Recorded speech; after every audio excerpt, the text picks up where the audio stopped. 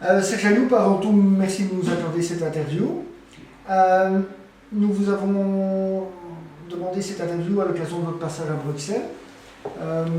Une des raisons, c'est que 16 ans après que ces mouvements aient disparu, vous avez relancé à la fois le mouvement Troisième Voie et à la fois les jeunesses nationalistes révolutionnaires. Est-ce que c'est pas un peu de la nostalgie des années 80 ?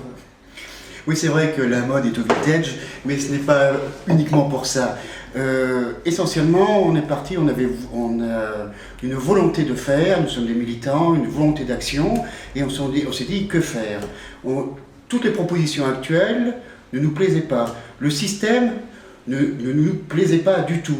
Nous cherchions une autre voie. Et naturellement, le terme troisième voie que nous avions utilisé tant d'années, parce que j'ai été membre moi-même de Troisième Voie, et même je m'occupais d'une section, les JNR, à l'époque, nous est revenu naturellement.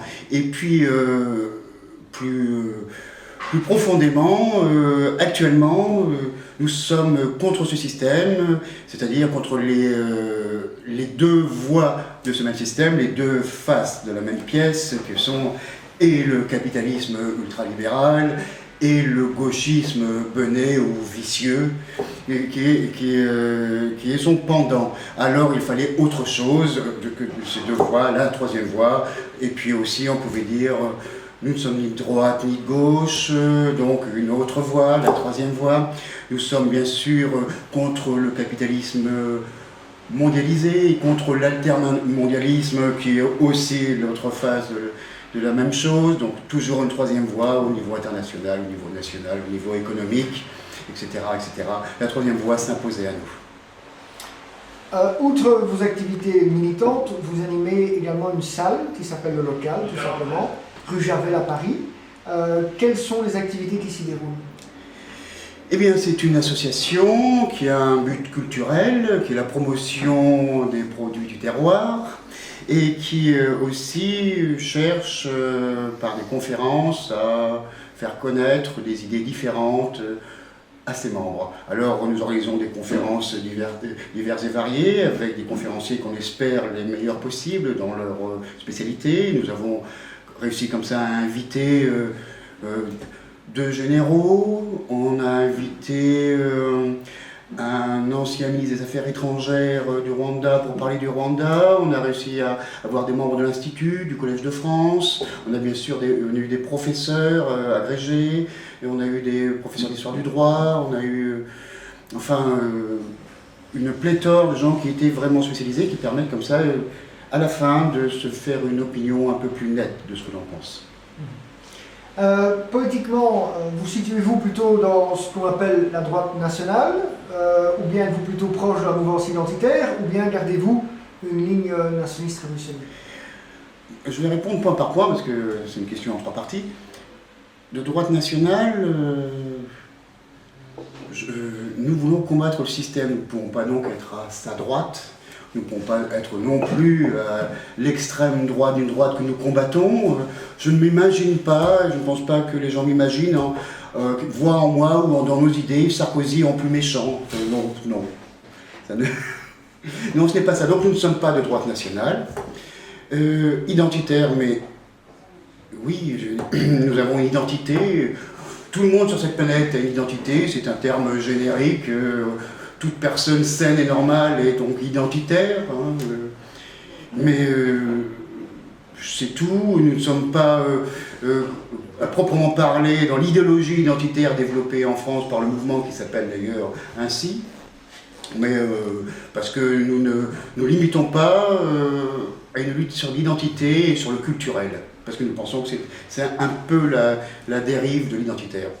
Et dernièrement, c'était est-ce que nous sommes des nationalistes révolutionnaires ? Nous sommes héritiers directement de Troisième Voie, qui est un mouvement nationaliste révolutionnaire, avec Maliarakis, qui est un des fondateurs de cette idéologie, bien sûr, mais nous avons avec le temps évolué, nous sommes des nationalistes révolutionnaires différents, nous voyons autrement la nation, autrement la révolution, nous avons besoin aussi de beaucoup de rénovation. C'est en vérité, oui, nous sommes des nationalistes révolutionnaires, mais de l'an 2000, du présent et pour l'avenir.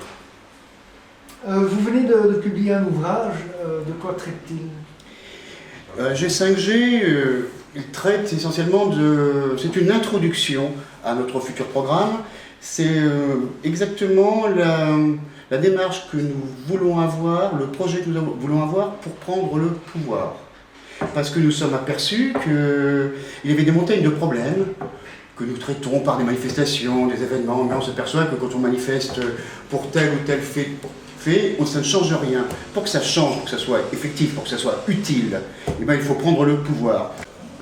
Vous venez de publier un ouvrage, de quoi traite-t-il? G5G, la guerre de 5e génération, doit être pris comme l'introduction à notre programme. Nous sommes aperçus comme militants, parce que nous sommes des militants, que lorsque nous intervenons dans la vie active, nous donnons une opinion, mais cette opinion n'est pas suivie des faits, parce que, évidemment, le gouvernement ne nous écoute pas. Alors, on s'est dit, la chose la plus importante, donc, c'est prendre le pouvoir pour pouvoir décider. Et donc, notre travail, c'est de définir les moyens d'action pour prendre le pouvoir, pour cette prise de pouvoir. Et G5G en est l'introduction. Alors, dedans, nous parlons de pouvoir entrer dans les syndicats, qui sont un lobby des travailleurs contre le lobby de l'argent. On parle aussi des bases autonomes durables, on parle aussi de toutes nos valeurs, de toutes nos luttes. Alors, ça nous permet d'expliquer, d'introduire ce qui va être plus tard, dans un an à peu près, ce qui va sortir, le programme fini. Voilà, exactement. Quelle est votre vision de la situation politique française et de la scène nationaliste en particulier? La France, à l'heure actuelle, je pense que tout le monde a la même vision, c'est un vaste merdier. Au moins on a l'avantage, c'est qu'on met les rires de notre côté. C'est déjà ça, la France dans le concert des nations, c'est une blague. En plus d'ailleurs, notre président est à l'image de sa politique. Bon, sinon, nous avons l'avantage pour l'instant de subir mollement la crise. Alors, nos politiques nous font croire que parce que nous en sommes sortis, en vérité, c'est parce que nous n'y sommes pas encore entrés. Ce n'est qu'un début, ça ne fait que commencer. Voilà ce que je vois pour la France. Beaucoup de peine, beaucoup de larmes, mais aussi beaucoup d'espoir. Parce que c'est dans l'épreuve que la volonté s'aiguise et qu'on peut changer les choses. Ça, c'est pour la France. Sur le milieu nationaliste en France, alors là, c'est plus complexe parce qu'il y a énormément de chapelles et s'affrontent toujours autant, se divisent toujours autant, mais là aussi, il y a un espoir, c'est que en ce moment, il y a un élan et beaucoup de militants viennent du pays réel, dirons-nous, et ne sont pas contaminés par ces petites querelles de chapelle. Et là, on peut vraiment parler avec des gens qui veulent nous aider, sauver la France et œuvrer dans ce cadre-là. Donc, il y a vraiment un espoir. Vous êtes à Bruxelles aujourd'hui, il y a quelques semaines vous étiez à Anvers. Quelle est votre vision de l'Europe et de la coopération entre groupes européens? L'Europe, c'est très complexe. L'Europe, laquelle? Bon, l'Europe actuelle, c'est l'Europe de l'argent, enfin, la communauté européenne, c'est la communauté économique européenne, c'est que l'économie, ce n'est rien. Il est évident qu'il y a un terreau commun, mais il y a tellement de différences. La pensée allemande n'est pas la pensée française, tout le monde le sait. Il y a la francophonie existe, donc c'est vrai qu'il y a une façon de penser française. Il faut, à mon avis, construire une nouvelle Europe, une Europe des nations. Et ça qui pourrait s'opposer justement à cette Europe de l'argent. Et puis au niveau de l'unité, enfin, ou des relations entre militants et nationalistes, eh bien, il est vrai que, enfin moi, à mon sens, une tendance émerge.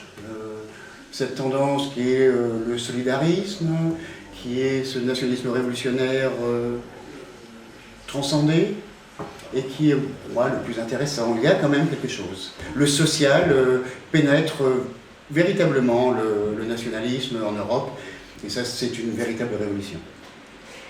Pour conclure, est-ce que vous avez un message particulier pour le public de Télénation Info? Eh bien, pour les Belges, mon message, c'est un peu difficile à définir parce que je ne suis pas belge, donc votre politique m'est un peu étrangère. Mais de loin, je pense que nous avons les mêmes problèmes, les mêmes dangers et les mêmes solutions qui passent par le nationalisme révolutionnaire, par le solidarisme. Donc c'est un message d'union et de combat. Voilà.